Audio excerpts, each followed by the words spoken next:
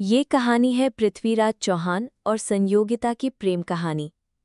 राजस्थान के इतिहास में स्वर्णाक्षरों में अंकित है ये प्रेम कहानी। 12वीं सदी के उत्तरार्ध में पृथ्वीराज चौहान दिल्ली के प्रबल शासक हुए।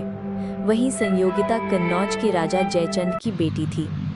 दोनों के बीच अटूट प्रेम था, लेकिन जयचंद पृथ्वीराज की यश वृद्धि से ईर्ष्या का भाव रखा करते थे।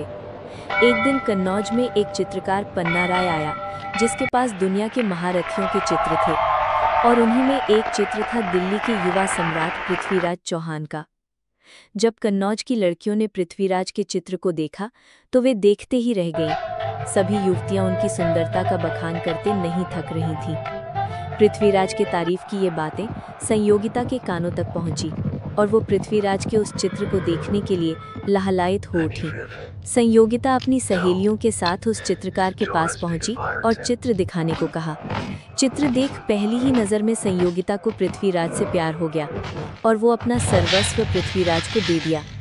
मन ही मन वो उनको प्यार करने लगी। लेकिन दोनों का मिलन इतना सहज न था। महाराज जयचंद और पृथ्वीराज चौहान में कट्टर दुश्मनी थी। इधर चित्रकार ने दिल्ली पहुंचकर पृथ्वीराज से भेंट की और संयोगिता का एक चित्र बनाकर उन्हें दिखाया, जिसे देखकर पृथ्वीराज के मन में भी संयोगिता के लिए प्रेम उमड़ पड़ा। उन्हीं दिनों महाराजा जयचंद ने संयोगिता के लिए एक स्वयंवर का आयोजन किया। इसमें विभिन्न राज्यों के राजकुमारों और महाराजाओं को आमंत्रित किया, लेकिन ईर्ष्यावश पृथ्वीराज को इस स्वयंवर के लिए आमंत्रण नहीं भेजा। राजकुमारी के पिता ने पृथ्वीराज चौहान का अपमान करने के उद्देश्य से स्वयंवर में उनकी एक मूर्ति को द्वारपाल की जगह खड़ा कर दिया। राजकुमारी संयोगिता जब वरमाला लिए सभा में आई तो उन्हें अपने पसंद का वर पृथ्वीराज चौहान कहीं नजर नहीं आए। इसी समय उनकी नज़र द्वारपाल की जगह रखी पृथ्वीराज की मूर्ति पर पड़ी और उन्होंने आगे बढ़कर वरमाला उस मूर्ति के गले में डाल दी।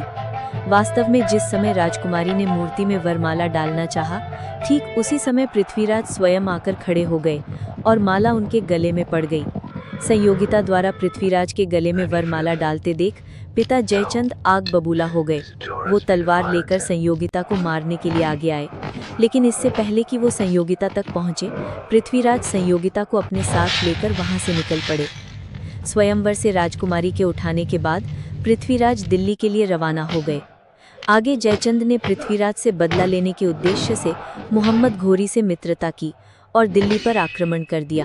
पृथ्वीराज ने मोहम्मद घोरी को 16 बार परास्त किया, लेकिन पृथ्वीराज चौहान ने सहृदयता का परिचय देते हुए मोहम्मद घोरी को हर बार जीवित छोड़ दिया।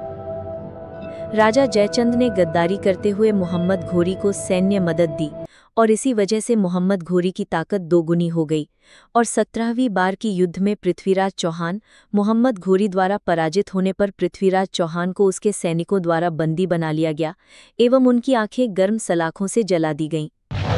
इसके साथ अलग अलग तरह की यातनाएं भी दी गईं। अंततः मोहम्मद घोरी ने पृथ्वीराज को मारने का फैसला किया। तभी महाकवि चंद बरदाई ने मोहम्मद घोरी तक पृथ्वीराज के एक कला के बारे में बताया। चंद बरदाई, जो कि एक कवि और पृथ्वीराज चौहान का खास दोस्त था, उन्होंने बताया कि चौहान को शब्द भेदी बाण छोड़ने की कला में महारत हासिल है। ये बात सुन मोहम्मद घोरी रोमांचित होकर इस कला के प्रदर्शन का आदेश दिया। प्रदर्शन के दौरान घोरी के शाबाश आरंभ करो लफ्ज़ के उद्घोष के साथ ही भरी महफिल में चंद बरदाई ने एक दोहे द्वारा पृथ्वीराज को मोहम्मद घोरी के बैठने के स्थान का संकेत दिया, जो इस प्रकार है। 4 बांस 24 गज अंगुल अष्ट प्रमाण, ता ऊपर सुल्तान है मत चूके चौहान। तभी अचूक शब्दभेदी बाण से पृथ्वीराज ने घोरी को मार गिराया।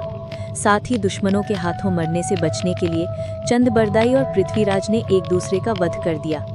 जब संयोगिता को इस बात की जानकारी मिली तो वो एक वीरांगना की भांति सती हो गई। इतिहास के स्वर्ण अक्षरों में आज भी ये प्रेम कहानी अमर है।